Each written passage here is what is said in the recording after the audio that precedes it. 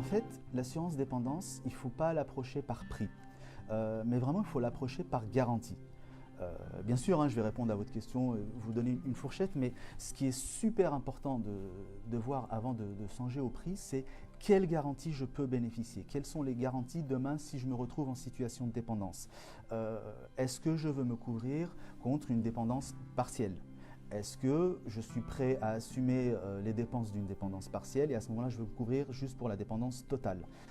Il faut regarder également, on l'a évoqué tout à l'heure, quelque chose de très important, c'est les capitaux premiers frais. Est-ce que j'ai envie de bénéficier d'un capital premier frais pour faire face à cette situation? La dépendance, quand ça arrive, ça ne prévient pas.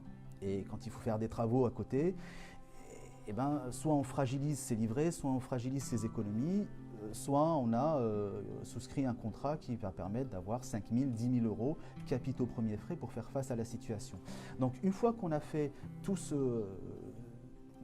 tout cet inventaire de besoins assurantiels, on peut s'orienter sur telle ou telle formule sur la place. Donc, un ordre d'idée, si vous voulez, par exemple, une rente de 750 euros par mois, il faut compter à 60 ans, parce que ça dépend de l'âge, il faut compter entre 45 et 80 euros par mois de cotisation.